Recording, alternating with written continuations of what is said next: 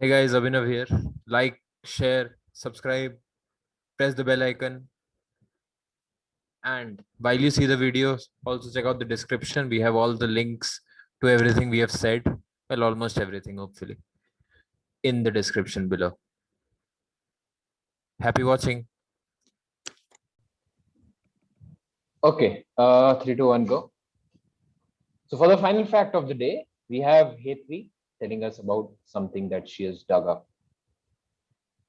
So I was reading about the etymology of sheep eye, and this fact is not about sheep eye. This fact is about being sheepy eyed for someone else, that is flirting.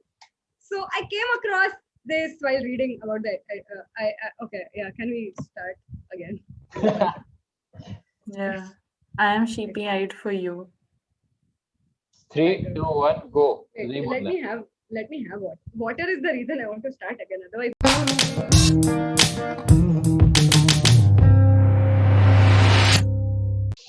Okay, 3, 2, 1, go.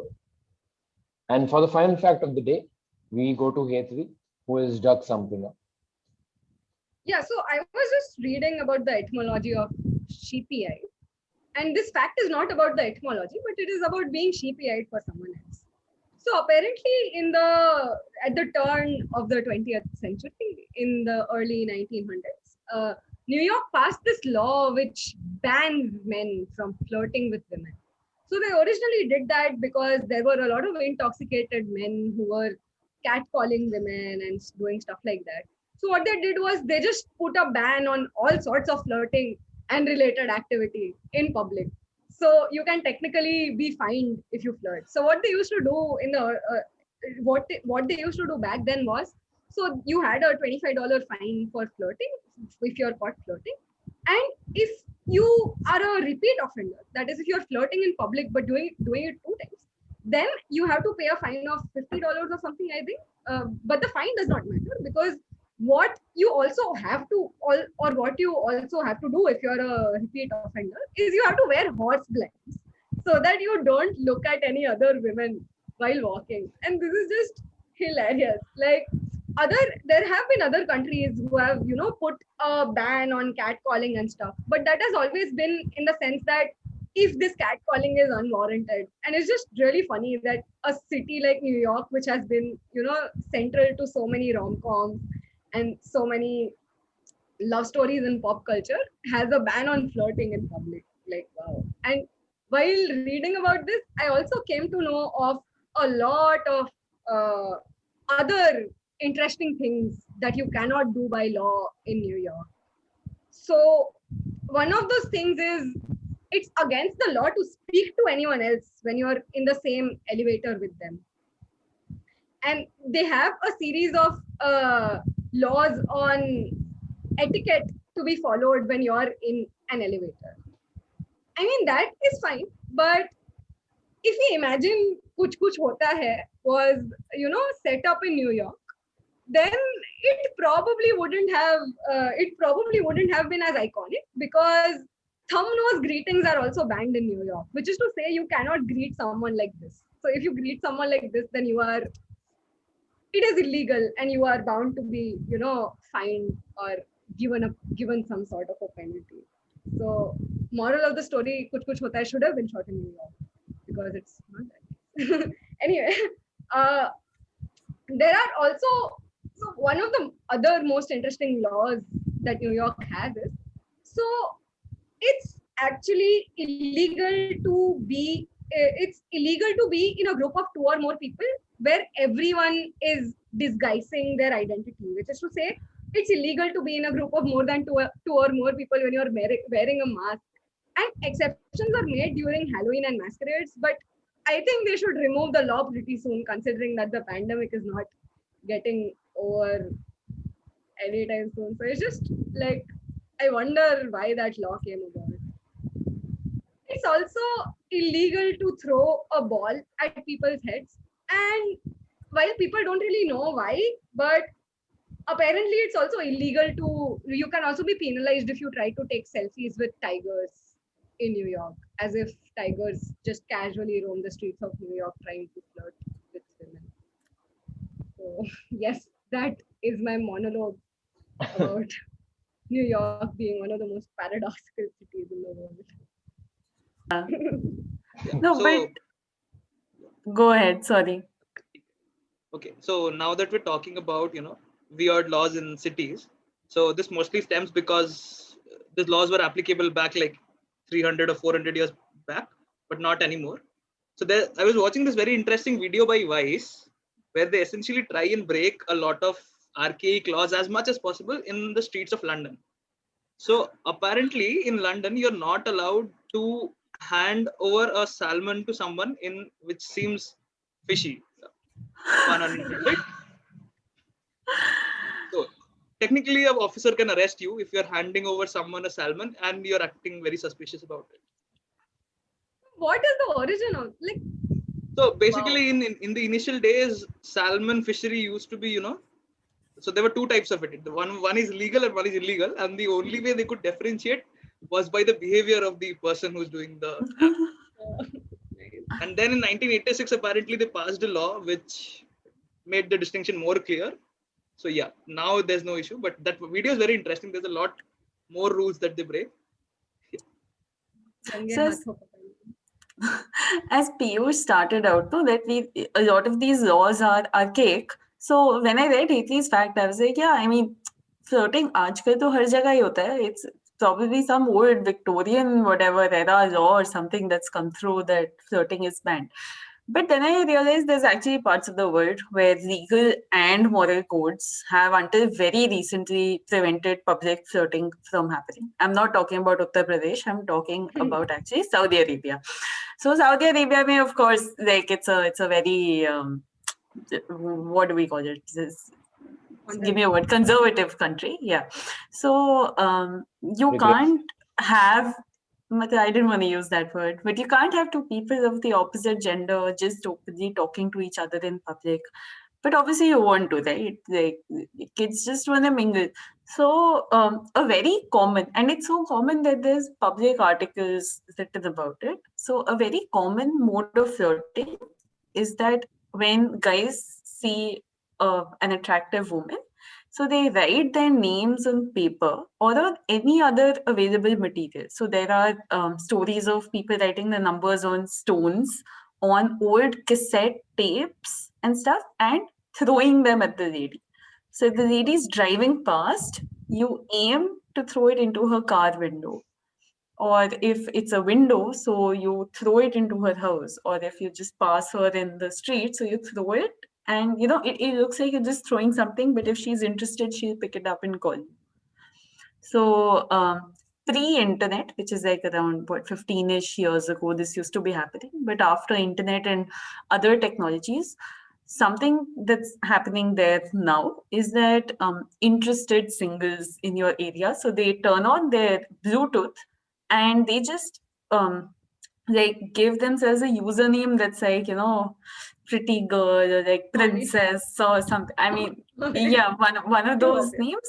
And like there's other interested signals, what not signals, singles in the area also have their Bluetooth on. So if you wanna pair with someone, so you Bluetooth pair with them, and then you all can talk without actually physically talking in public. So that happens. Another So thing that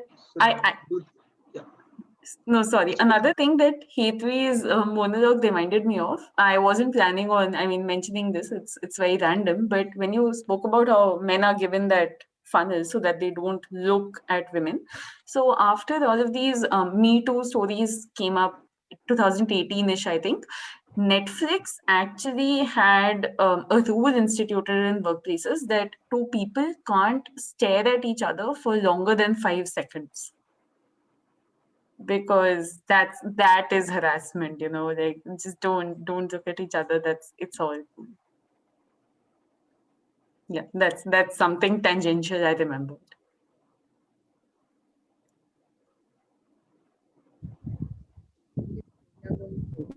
Piyush was saying something. Sorry. Yeah, I got reminded of the time when people used to change their Wi-Fi hotspot name to communicate to each other. This is also. Wi-Fi hotspot names are just outright threatening. Like, This is like let me read out the ones I have right now. Like, this is like all modern kabutar ja. Yeah. Wi-Fi, Bluetooth सब change कर दे number नाम. 3 of the 5 names that I'm receiving right now are खुद का देख, तेरे पास खुद का नहीं है क्या? It's like your Wi-Fi names are so threatening. Like, well, of course in Gujarati, but yeah. So in Gujarati it also sounds more, gangster. Okay, so talking about flirting, I have a couple of facts directly on flirting. So I'm sure most of us would know Mikhail Tal, the famous chess grandmaster. Can I Okay. interrupt?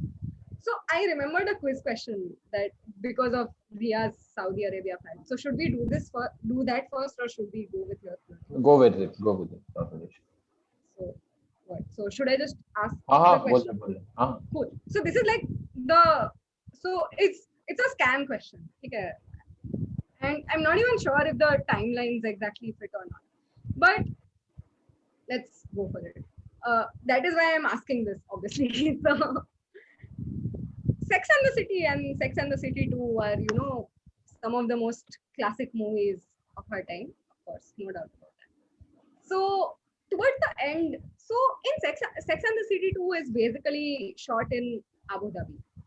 I mean, it's not shot in Abu Dhabi because they had so many risk scenes that they had to outsource the shooting to Moscow. Not Moscow, sorry. What is that M wala country? I forgot. Maldives. It's all, not Maldives. I forgot. Mauritius. Muscat. What? Oh my god. Oh, Cut, okay. it's Oh set my in god. it's set in Saudi Arabia. Muscat is a city in Bahrain. Oman. I Oman, forgot Oman. the country. Bahrain Morocco. means Oh my Manama. god. It is Morocco. I am Let's Okay. start I am again. so mad. It is 17 Morocco. wrong Yes. facts in the space of 17 seconds. It is Pakka Morocco. Yes, I remember now. Anyway, so yeah, so अरे Ria's edit कब fact. करूँगा ये मैं? अरे मैं- फिर से हाँ. So Ria's लगा. fact about Saudi Arabia reminded me of another classic movie set in the Middle East, which is of course Sex and the City 2.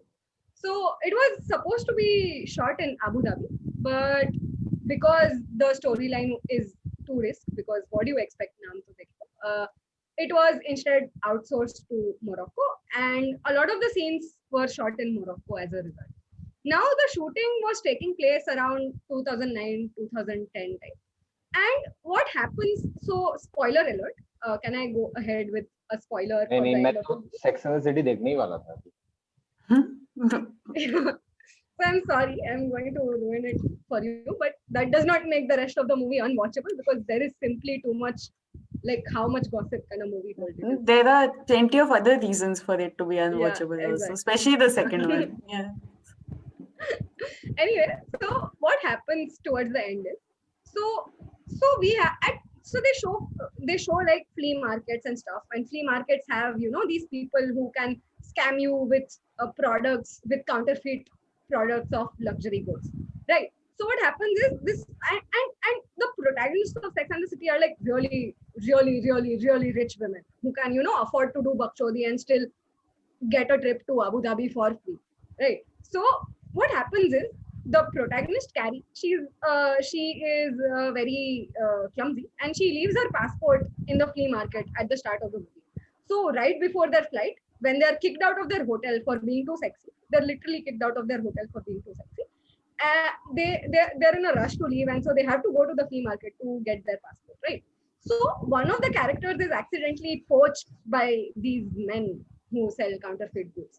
Poached in the sense like she's taken to their whole manufacturing den and this shop or 2 floors above. So what happens there? She has a handbag and they have a counterfeit of the same handbag. So they claim that this woman has stolen the handbag from them, right? So it's basically like slapstick comedy at this point, right? So imagine 2 women in short clothes in the middle of a street where every other woman is in a burqa rushing up 2 floors to get their friend back because they're getting late for their flight. And since the men think that she's stolen their handbag, right? So the men also start tailing her, and then they basically get into a fight in the middle of the road. So it is one woman here, the man here, and the handbag in between, and they're literally playing tug of war with the handbag. And what happens now is a lot of condoms fall out of this purse. And that is the exact moment when a lot of men start coming out of the mosque. So a lot of sheikhs in their white clothing and headgear, they start coming out of the mosque that is there. Uh, and there's just randomly a bunch of condoms on the road. So this hysterical woman, she basically takes the condoms and throws them all in the men in the face of the men, and everyone is really angered. Like, what the fuck are these people doing? This is like borderline illegal at this point. So the other three people get her calm her down and basically just run from there. And while running from there, they are invited by this burqa clad woman in a narrow at the side sort of spy type of a thing, and they're like and the burqa clad woman basically saves them. So since the protagonist is also a writer, the burqa clad woman is like, oh my god, we love your books, you are an inspiration, and what you've done here is like very radical for us, so to speak. And there is just that sort of there's that conversation there. Okay, so digression over. This is the quiz question. I'm sorry for so much context, but it was just ये funny क्या to- they showed the video of the entire scene or what? Did they Yeah. describe it? Okay, No. they showed the video. Okay. It was happening. I'm like literally describing this in a very bad Okay. way. You should definitely go and check the last 20 minutes of the movie out. No, movie to yeah, I mean in the quiz. So in the quiz they No. narrated This this. it's not a legit quiz question. I have Oh, made it. okay. Yeah, Oh, it's not a legit quiz question by any means. Oh. This was a disclaimer at the start. Anyway, Okay. so at this point, there is a bunch of women in a burqa, and there are these 4 American women, and they are just talking. The burqa-clad women are just talking about how these American women have done them a huge favor, because now the only thing that the men will be able to talk about is just this radical thing of condoms falling in the middle of the street, and they will not look at minor faults of freedom of like the other women. So basically, they're like, this is radical enough to let us actually make small changes slowly. They will not notice the small changes in the direction of feminism, right? So now at this point, the New York women are like, okay, but how are you guys so progressive and all? Because obviously this is a very Eurocentric movie, white man narrative. We are the only ones who can bring change. So at this point, what the burqa-clad women do is they sort of take their burqas off to reveal something that they were wearing below. Now think of what was happening in the region around that time and come up with a nice answer, a nice fashion related generic answer for what these women were wearing underneath their burqa. So, as in head, Look at the fact that something Yes, so part. radical is happening. Think of the area. face part में या कहाँ पे पहना था मतलब? So they literally just removed their burqas to reveal Okay. something underneath. As in And all of the clothes, women. bottom clothes या चेहरे पे किधर? Yeah, they were clothes. But what they removed their burqa to reveal clothes. But like, what were these clothes? So just think of something that was happening around that time in the Middle East, and think of fashion related words and see if you can combine the two. This is slinky because Arab Spring हो रहा था उस time. Yes, so Arab Spring is the broad. Okay. So they were wearing the spring collection underneath their burqas. So I think this is a nod to the Arab Spring, but the producers might disagree. But yeah. So we'll just edit this part and send to the director, writer, and producer, everybody. Yeah, we should definitely tag them. फंडा पकड़ लिया है. पढ़ लिया हमने. अरे पीयूष एकदम अटक गया. Pause Oh कर. yeah. Okay, so talking about flirting, so Mikhail Tal, which whom most of us would know, the famous chess grandmaster. So he actually missed 5 rounds of chess of a chess Olympiad because he had injuries after he had a bar fight after he flirted with somebody else's girlfriend. and was actually hit in the head. So yeah, that happened with him. And apparently Martha Washington also named her Tomcat. So it was a horny Tomcat after Alexander Hamilton, just to make fun of him for being such a flirt. So those are strange facts that I have for flirting. So we were also talking about strange laws, right? So one strange law that I read about in India is actually, according to the Indian Aircraft Act of 1934, flying a kite without a permit in India is also illegal. Because according to the act, an aircraft is any machine that can derive support in the atmosphere from reaction of air that includes balloons, airship, kites, gliders, and flying machines. And negligent, paper planes is also probably included. But negligent flying of a kite is punishable by imprisonment of 2 years or even 10 lakh rupees. Everyone in Gujarat should have been arrested. Yeah, Makar Sankranti ke time everybody in Gujarat. But do you guys know the origin story of Ulysses and so it's set on a particular day, right? James Joyce's Ulysses, and it's a day in June. I just forgot the date itself, and that's shameful because I just put it in my quiz. But that day is called Bloomsday. Okay, so I think Piyush is trying to tell me the date, but I can't hear him. So the reason why James Joyce chose that particular date is because that was the date he went on his first date with his later wife, and that date ended very nicely for them. I suggest you Google to see how it went, but basically to commemorate that event, he kind of set his most landmark work on the day of their first date. So yeah, flirting, just dating, and I just went there. Nice that Leopold's wife is having an affair. Very nice. Maybe his subconscious was talking, no? Right. Okay. So crush, flirting also made me think of crush, as in the crush is in terms of romantic and all of that. Hetvi, I have a crush on you. Okay.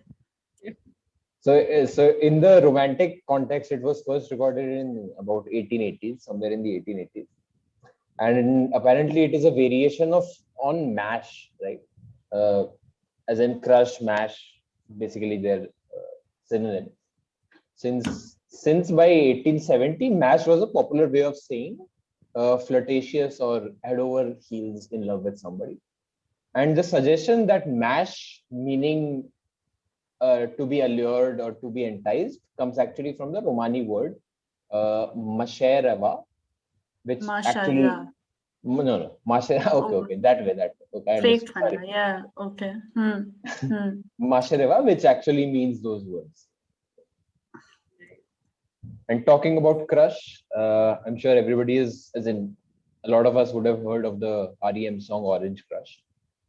It's actually, as in, obviously it is an orange flavored drinks, which we have also seen as in personally I've seen in glass bottles in nukkads and pawn shops and all of that. But the song Orange Crush was actually meant to refer to the Agent Orange in the Vietnam War, which was used in the jungles during the Vietnamese conflict with the US. Crush always reminds me of flames. Oh, flames. Yeah, we used to FLAM. do that. Come on, Abhi, you're not that old. You used to do flames in school, right? Obviously. Yeah, okay. Just checking. Yeah. Flames now has a completely different meaning. Like, yes. But what crush reminds me of is, I mean, personally, I've just been rediscovering the fact that we put a lot of weight on our romantic relationships, but friendships are just as important. So I really like this one term, squish. That's it's basically the crush equivalent of in a platonic relationship. So like the crush is someone you want to be romantically involved with. So squish is actually a term used a lot in the LGBTQIA circles. I think it's used generically also. When you just really desperately want to be friends with someone. So you have a squish on them. Yes. It's just cute. And on that cute note, I think we can end the podcast for today. Thank you, Piyush. As in, his internet went away for a bit in the end, but I'm sure He he is would have had, forever in our hearts, Piyush. yeah, he would have had some good inputs to give, especially the date for Doomsday. I think it was the 5th of June, but I may be wrong. Some June, yeah. Yeah, Ria for her debut and Hatri for her continued presence. 100% attendance as of now for her. Yeah, and we'll see you for the 16th, I next think. episode. June. Okay, maybe. Yeah, and we'll see you for the next episode of Whose Fact Is This? Good night and bye bye.